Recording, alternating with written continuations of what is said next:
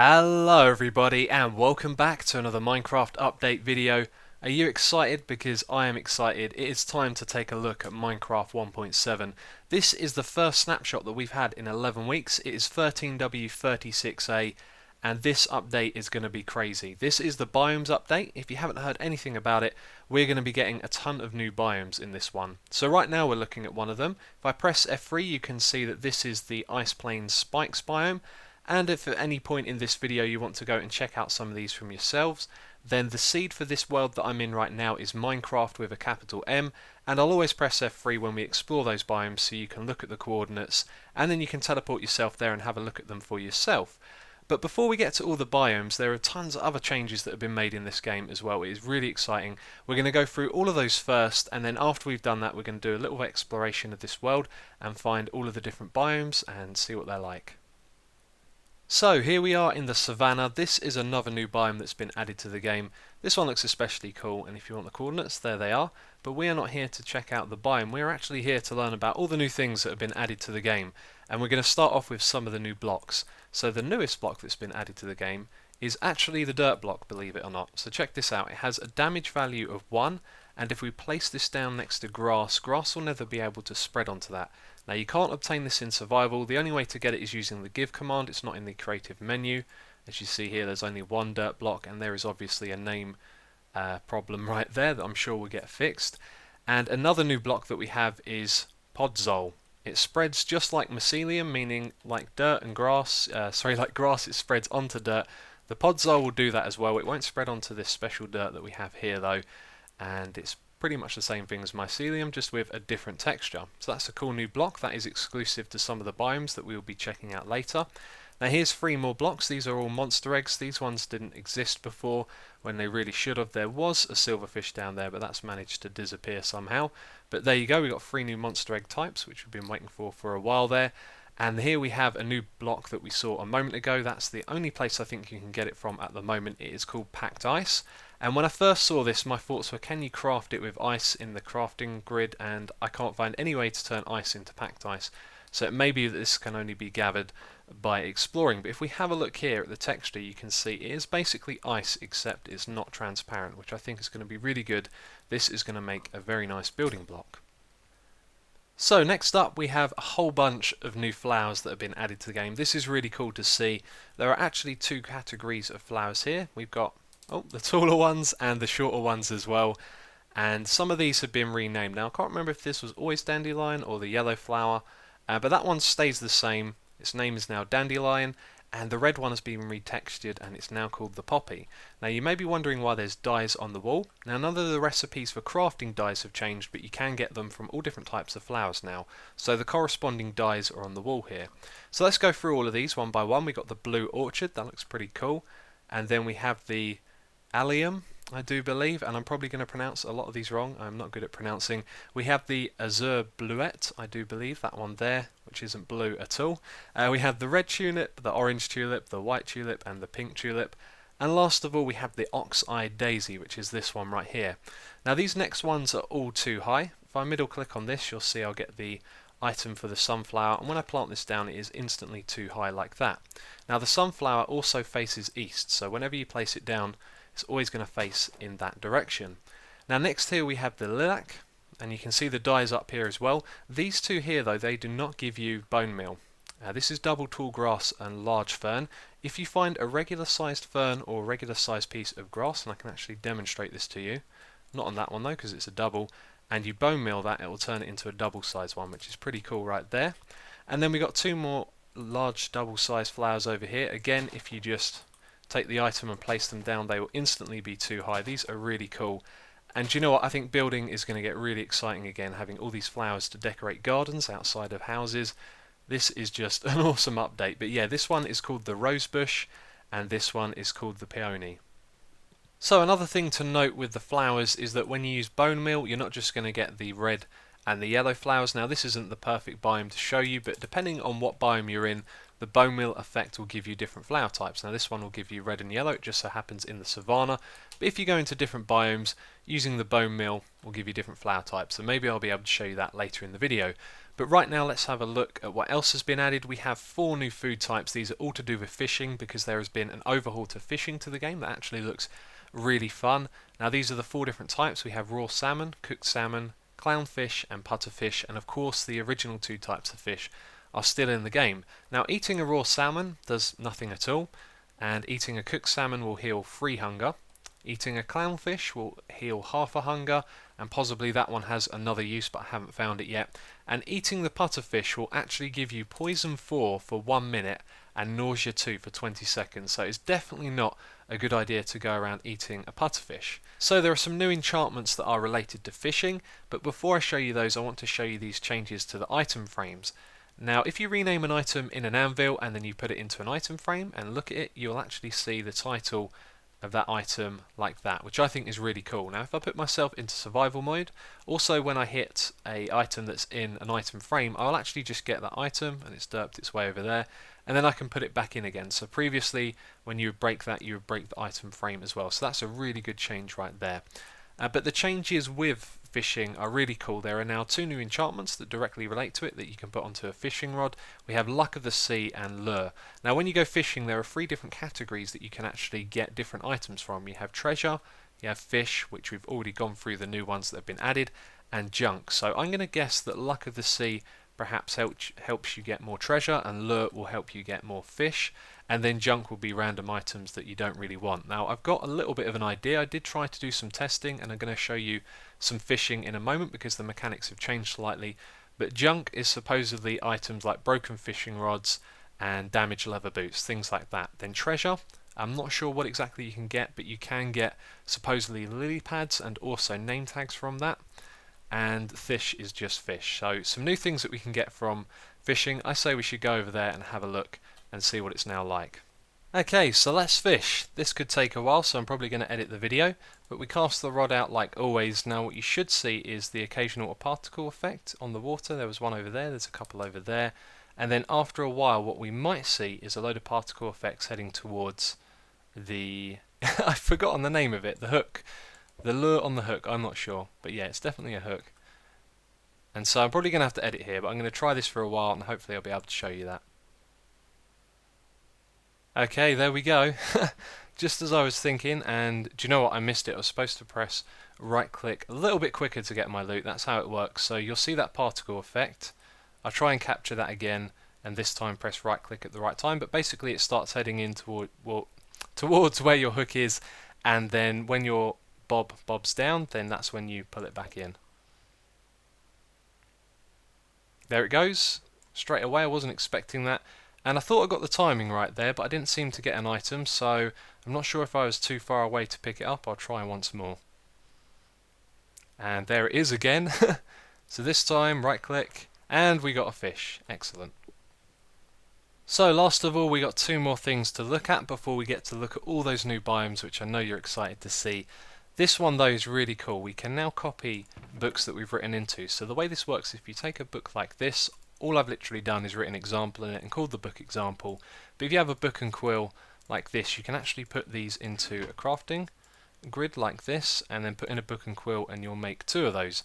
Now the more books and quills you put into here, you can get more books from it, and you'll actually get them in a stack, which could be useful as well. But now that book's been cloned, so let's do that, and then you'll see we can actually stack them back together again, which is pretty cool. But now we've cloned the book, which is pretty damn awesome. So last of all, there is a new potion type. Let's go to the potion menu here. It's on the right hand side. You can see it's blue. It's slightly lighter than the night vision, and this one is called Splash Potion of Water Breathing. So let's put that on myself. You can see it's got a nice icon, and obviously that explains exactly what it's for, but the way that you actually make that in a potion stand is you take your aqua potions, so you put in your nether wart, and then all you have to do is put in a pufferfish, and then that'll make one of these potions. So it's now time to go around and have a look at the different biomes that have been added. Now there are some things that I'm aware of, but because we haven't been able to look into the code, I can't tell you the exact detail. But basically, biomes are now grouped together in continents. So you can see the savanna, being a hot biome, is now next to this desert over here. However, to contradict what I'm saying, we have a snowy biome over there, but supposedly the way the biomes are separated is a lot smarter now. Now also I've heard rumours that there's seasons. I don't know anything about that. I've not seen anyone talking about that on Reddit or on the Minecraft posts, so I don't really know what's going on there, but there are a couple of tweaks that you will notice as well.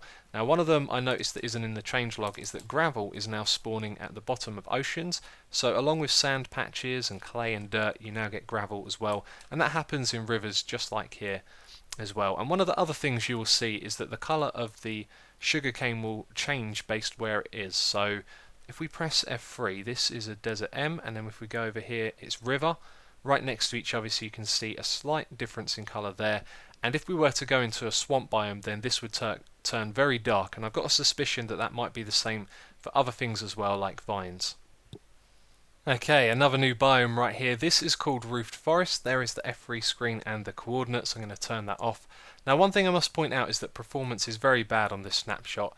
At least for me, I'm having tons of trouble with the world loading, so this bit over here has finally loaded. So let's go around and have a look. This is actually my first time looking at this biome, and I want to say thank you to all the people who followed me on Twitter and went over to Reddit and helped me find different areas using the Minecraft seed.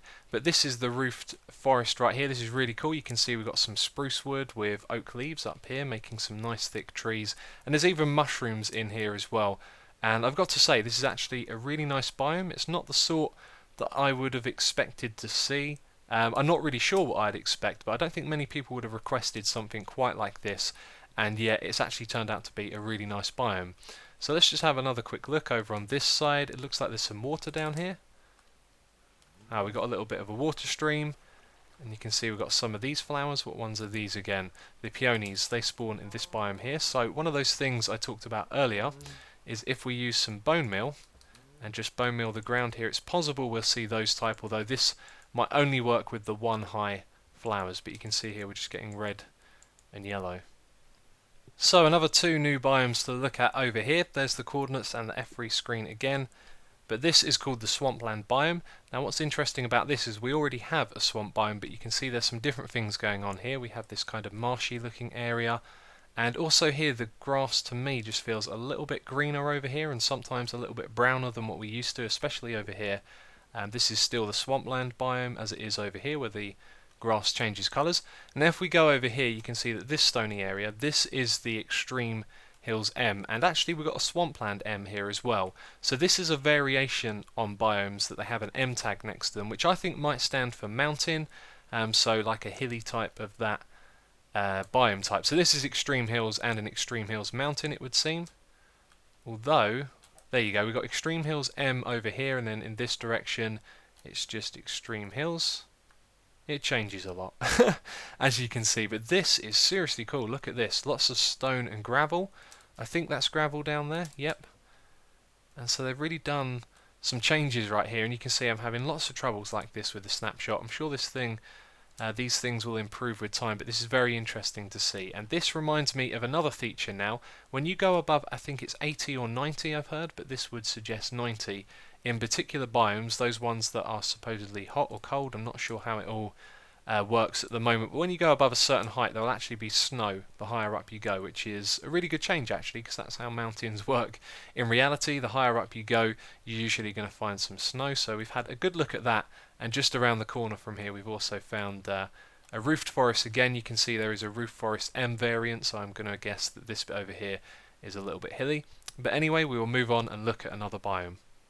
So this next biome I'm really excited to explore. It's the first time exploring it. Right now we're in a Taiga, and this has been changed. They always used to be snowy, now some of them won't be snowy, but if I turn behind me, what is this biome right here? We've seen Jeb tweet a picture of this. This is the one with the podzol. It is called Mega Taiga right there, so interesting name for it. You can see that we get some mossy cobblestone. So these were never really finite because you can find them in dungeons, but this is going to be a lot easier way to get that material right there. Now one thing I want to do is use this bone meal. I've had it in my hand and I've learnt something. We can't use bone meal on podzol, so that's interesting right there. But lots of mushrooms and ferns. You can see we can grow these into the larger ones. And so let's go around and have a look a bit. As you can see, the world doesn't really load as smoothly as it used to, and there's some fire over there, which is interesting. That's because it's next to a little lava lake. And so I think I'm going to just go and have a look around here for a little bit, see if I find anything interesting. But I think we've seen zombie fella hanging out in a cave. I think we've seen the most of it right there. So after looking around for a bit, what I've noticed is that we have another variant here, Mega Taiga Hills, not M, which is what I was looking for because I saw it came high up.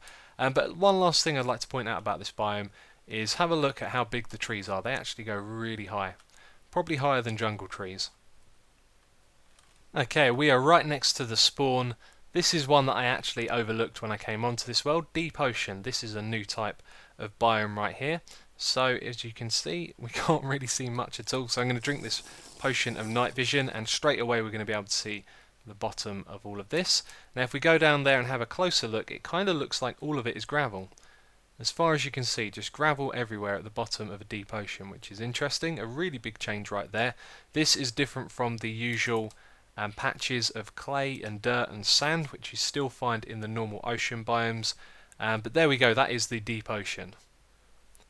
So here we are at another new biome type. This one is interesting because it's hard to tell what's actually changed. As you can see, we're in an extreme hills biome, and if we fly over in this direction, we will go into an extreme hills plus, and then we'll go back into an extreme hills. So I don't really know what the change is there, but one observation I can make is that there's trees on the plus, and also some animals spawned, and there's flowers as well. So maybe it's just a variant of extreme hills, which means you'll also have trees and animals as well.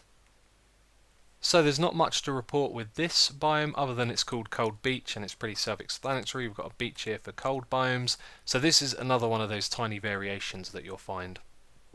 So as well as new biomes, there is also a new world type. This one is called Amplified, and notice here it says just for fun, requires beefy computer. Well, I can tell you that my computer is definitely not beefy. It's a decent computer, but even it struggles with this world. I get lag spikes and things load very slow, but basically what it means by amplified is everything is amplified vertically. So a huge lag spike there, and if I press F3, let's have a look at my FPS. I'm down to 30, which is really poor. Obviously if I change some settings on the computer I can make this run a lot better, but we start just near the ocean level, so the ocean level is normal as always. But if we just turn around and start heading upwards, I've actually explored these worlds before, and they go as high as 256 blocks, which is pretty amazing, but everything here goes up really high, so some of this can be pretty spectacular. I'm going to fly around and see if I can find some of it, which I think we've actually found right here. I'll tell you what, I'll wait for this to load, and then I'll show you what it looks like. So there wasn't much to see at that previous location. It did just turn out to be a big floating rock isolated by itself. But anyway, look how far down the map goes.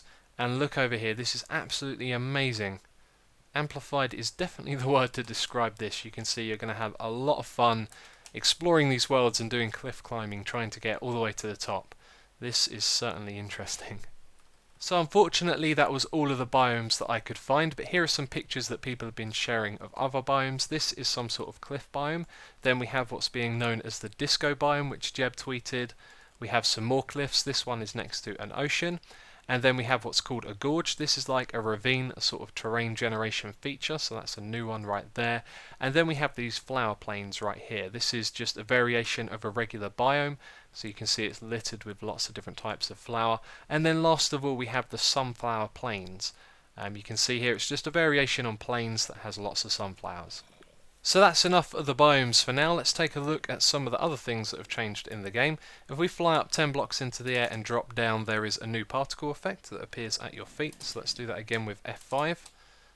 And there you go, that's pretty cool. And another change that's been added is you no longer have to double tap forward to sprint. What you can now do is hold down Control and press forward. And I should rephrase that because you can still sprint by double tapping forward, but you can now hold down left control as well. Now that button can be changed because there has been some overhaul to the menus here. If we go in and have a look at controls, then you can see that this has been overhauled, so there is sprint right there. And if we scroll down you can see there are tons more things that you can change now, so this is very useful of course, and there's been more changes in the menu here as well. Super secret settings, if you click this nothing happens, but Dinnerbone has hinted at this being a community-based feature, so it has something to do with the community and isn't to do with the game, so very curious to see what that is. And then down here we have resource packs. This has been overhauled, and now you have support for multiple resource packs, which I don't have on my computer, I just have my clean glass. So you can see here when we hover over this, there is an icon right there. We can move it onto the other side and move it back again, and you can actually select multiple ones of these as well. So when you select multiple ones, it's the one that's at the highest on your list that will display all of the changes, whatever that be. If it's sounds or textures, it will do all of those ones first. So let's say I put another texture pack above my clean glass, and that one doesn't change the texture of glass, then it will use my one instead. So that's how that will work. So some more changes here. If we go into music and sounds, this is brilliant. You can see it's now all been divided up into categories, and you can customize these as much as you want, which is really useful. So while we're in the menu, I should also point out that statistics are now tracked per map. So all of the stats that you see right here, they are now tracked for this map and not for your overall gameplay, which is really cool. Now, some more changes that I want to talk about, one of them being with baby zombies. I've spawned 2 of them in this little area here, and although they're still too high, somehow they have both managed to escape from there. But one of the things that used to happen in the game when you would strike your sword at a zombie is it would take damage, of course, and so would the zombie. But if you continued to swing and it didn't deal damage to the zombie, every time you clicked you would deal damage to your sword. And that is one of the things that have been changed. I can't really show you because I'm in creative mode, but it has been fixed. Now, another cool thing that's been changed is with weighted pressure plates. As well as detecting items, they now also detect entities. So there are 2 zombies on there, as you can see, and we have 2 bits of redstone. So if we put down another zombie, we get a 3rd bit of redstone, a 4th and a 5th one will activate this command block, which gives us a sword called the Zombie Slayer. And if we have a look at this, it says hack away. So this is one of the things that you can now do with command blocks, is you can get it to give you items that have display names and lore as well. And so the last thing I want to tell you about is with protection on armor. Now, previously hunger damage would be absorbed from protection on armor, and that is no longer the case. If your hunger meter goes all the way down and you start taking damage, protection will no longer protect you from that type of damage. So that almost covers everything that I found out so far about the snapshot. There are a couple more things I should let you know. With the launcher, you can now play alpha and beta. I know the beta ones are available for download, and I'm sure the alpha ones will be coming soon. So that's all of the updates through alpha and beta Minecraft. Now, as well as this, the black spots that we see in world generation on the side of cliffs and underground as well, Jeb's been greatly reducing the amount of those. They're not all gone just yet, but he's made some changes there. And also sometimes you had torches in mine shafts that didn't actually provide light until you gave it a block update. That is another fix that has been made. So there are fixes going on as well as all these things being added. And with future snapshot videos, there's going to be more bug fixes coming along and less new features. So that's to be expected. We've got all the main features for the next update in this snapshot right here. So I'd like to end this video by saying there's obviously a ton of stuff that we don't know about the biomes just yet, and over time people are going to figure it all out, and I'll probably be making an informational video explaining everything that there is to know about the biomes, so expect to see that from me. But that is it from this video. If you want to give it a like, it is greatly appreciated, and if you actually watched the video this far, then I'll say thank you very much for watching. I hope you enjoyed it. It is a lot longer than usual because of course there's so much stuff to be covered in this update, but that is it. So as always, thank you very much for watching, and I will catch you next time.